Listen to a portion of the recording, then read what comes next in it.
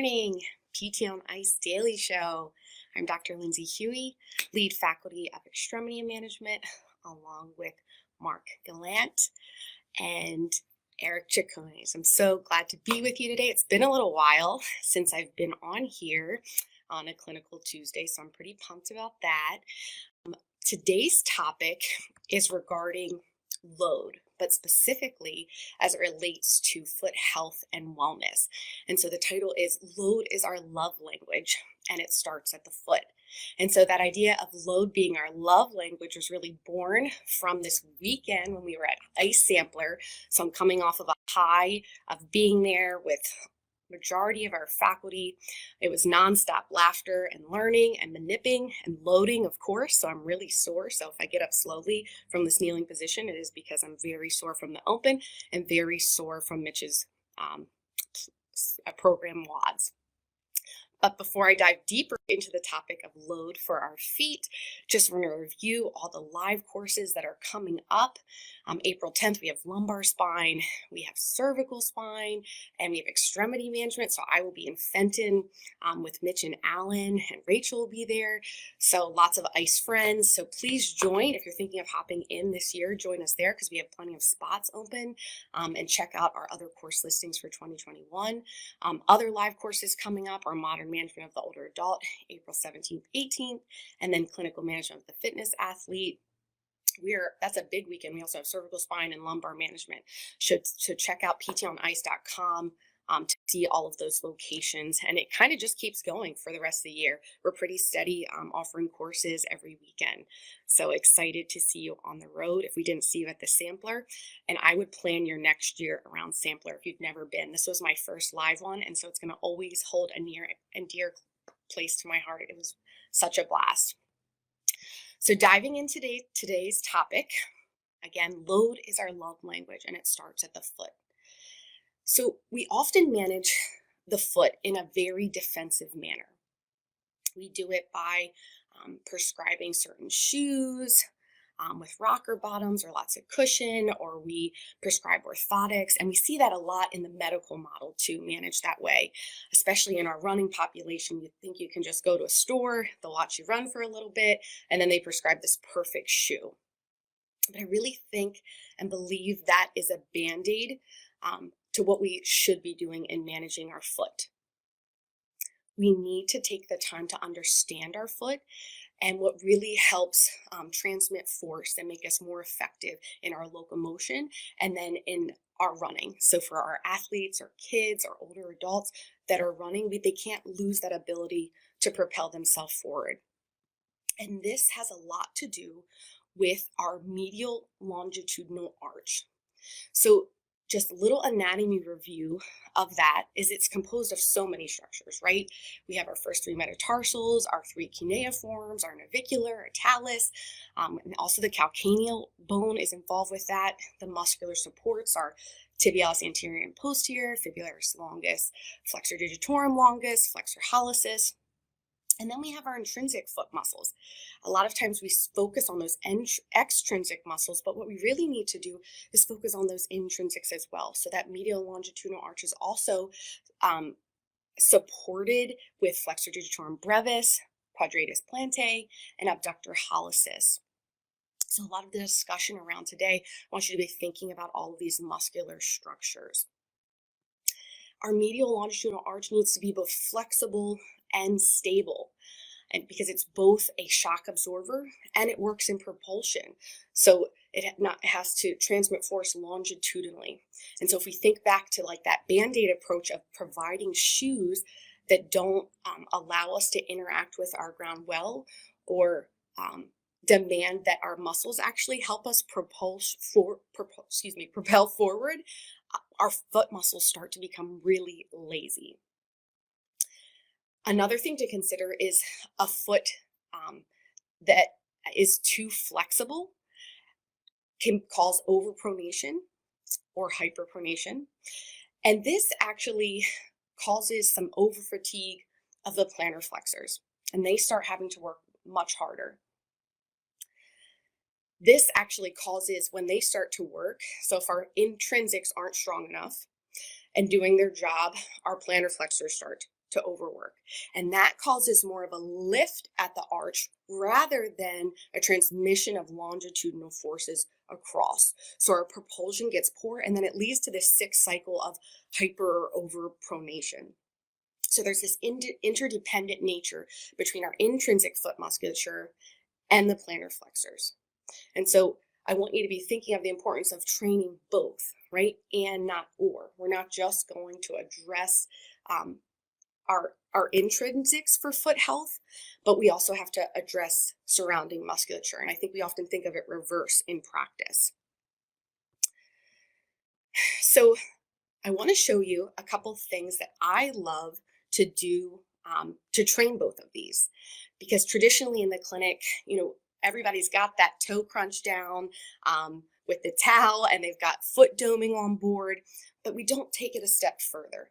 It kind of stops there. If pain in the foot, if someone's coming to see you because of foot pain, you treat the impairments and the symptoms, and then they go away, and so you don't do anything else, right? I see all these people waving. Hi. I forgot to say hi to everyone that's signed on.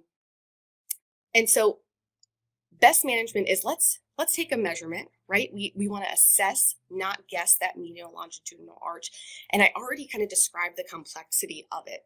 And so you need a way to measure. But with complexity on board, what's the best test? And I'm going to argue today that the navicular test is something that we can do that's a quick way to look at overall control of that medial longitudinal ligament, or excuse me, not ligament, arch, and all of its structures as a way to see baseline and then measure progress over time.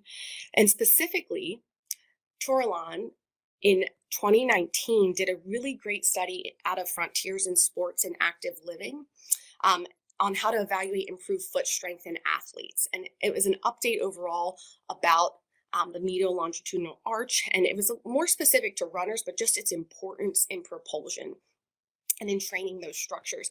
And so the way they actually measure navicular drop, I really like, and this is what I'm going to tell you about and advocate that this is the way that we start measuring it in the clinic, so that we can look at both the active and passive and neural structures that are involved in that medial longitudinal arch. So I'm going to take a step back and demonstrate this for you all.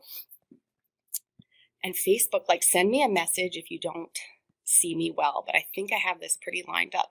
So what you'll want to do is first have your patient sitting, and you're going to palpate, find the navicular, and you're going to look at millimeters. And so you can just take a goni or a tape measure. And so I have my millimeters, and then I'm starting in sitting. So this is the patient's relaxed posture.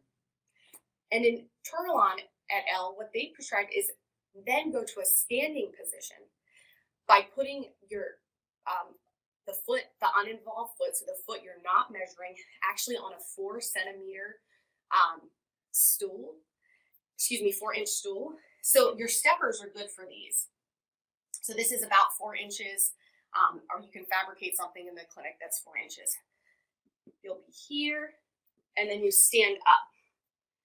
And you're gonna look at the difference. So the navicular drop, does the navicular change as you go into standing? So one more time in summary, I'm sitting, I'm the patient, my therapist is gonna measure some measuring tool, whether it's your goni or your tape measure, and they're gonna look at navicular to ground, and then they're gonna do a standing measurement as well. And so the leg that is down, not on the stool, this is the foot that's being measured. And so normal drop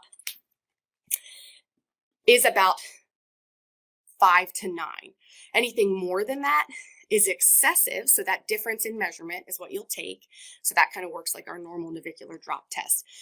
Anything less than a 5 drop, you're thinking that person has more pes cavus on board. So keep that in mind as you're measuring the foot, because we want both a flexible and stable foot.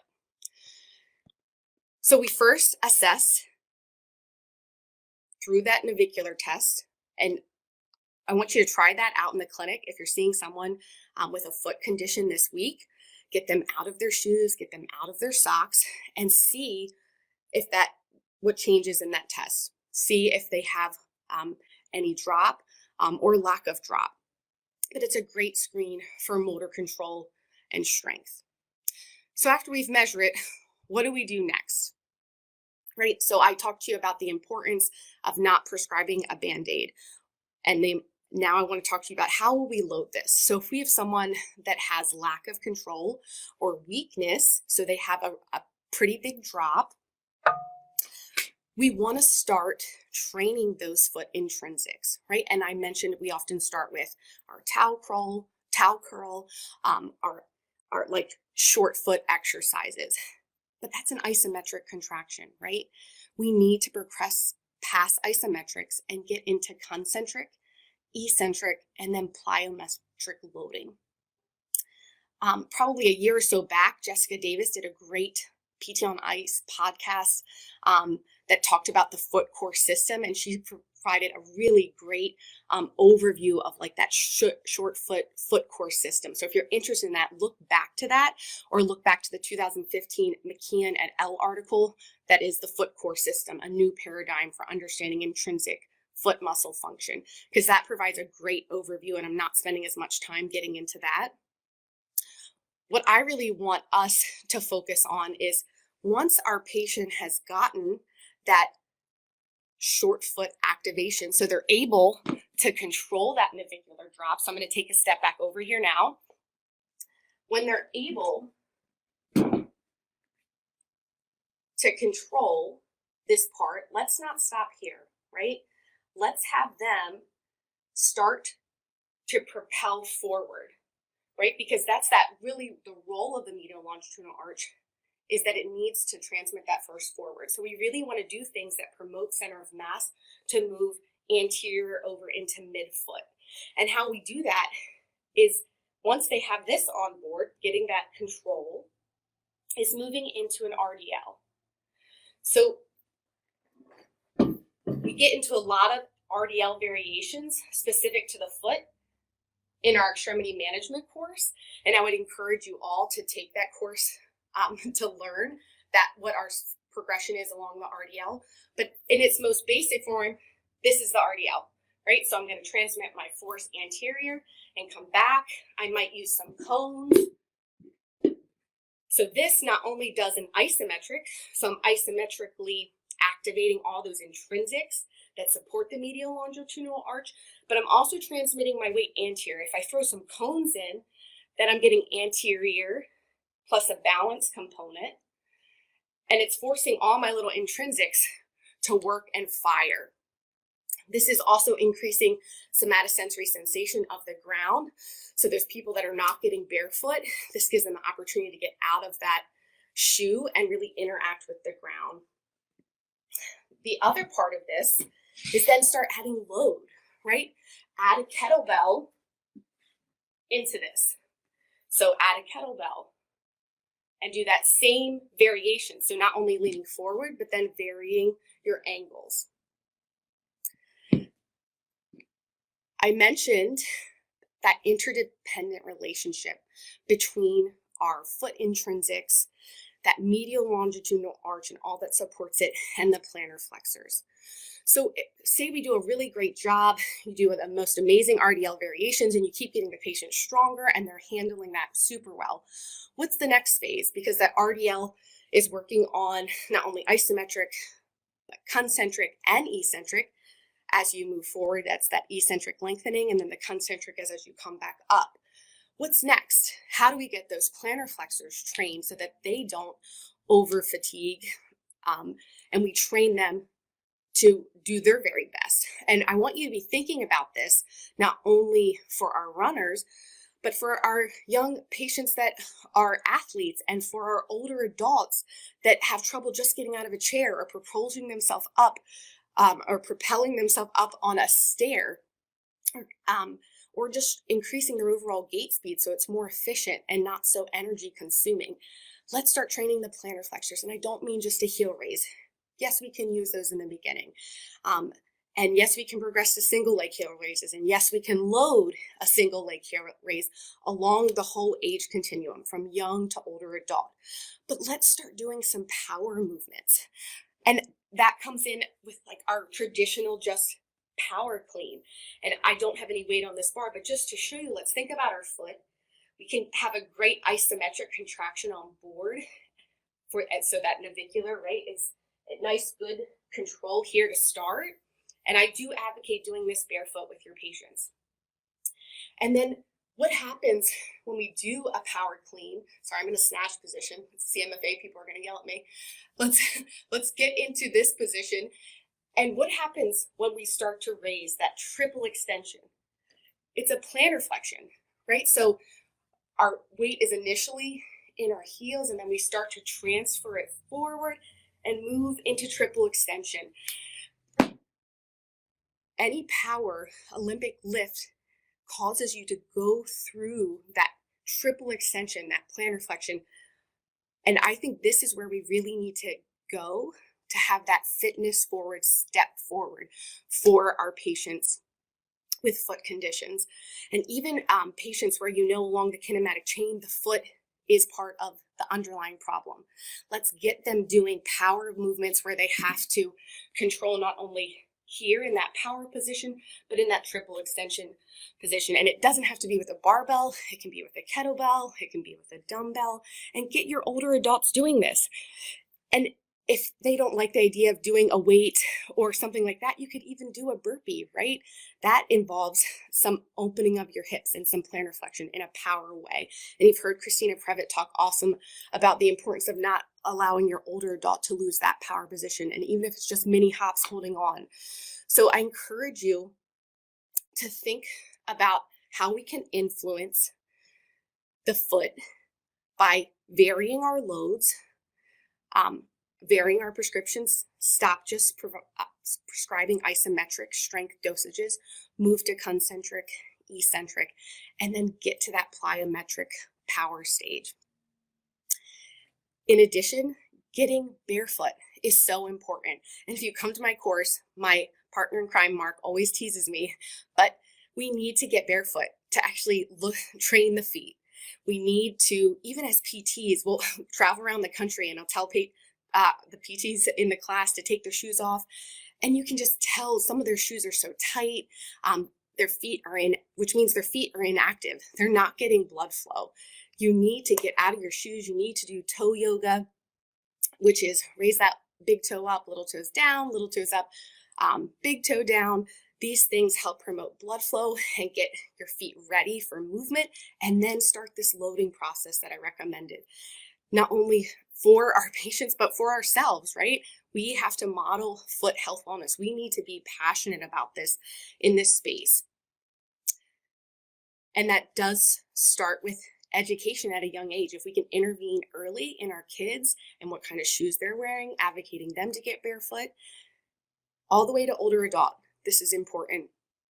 So I appreciate your time this morning. I love talking foot health and wellness, and obviously load. And so have a wonderful rest of your Tuesday. Thanks for hanging with me and talking feet. Bye, everyone.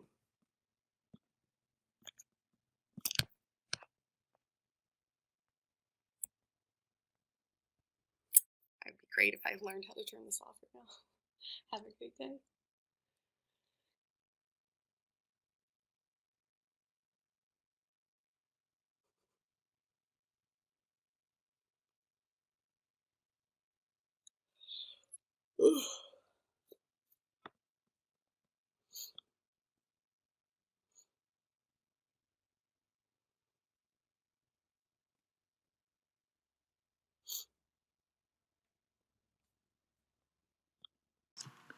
Hey, thanks for tuning in to the PT on Ice Daily Show. If you enjoyed this content, head on over to iTunes and leave us a review. And be sure to check us out on Facebook and Instagram at the Institute of Clinical Excellence. If you're interested in getting plugged into more ICE content on a weekly basis while earning CEUs from home, check out our virtual ICE online mentorship program at ptonice.com. While you're there, sign up for our Hump Day Hustling newsletter for a free email every Wednesday morning with our top 5 research articles and social media posts that we think are worth reading. Head over to ptonice.com and scroll to the bottom of the page to sign up.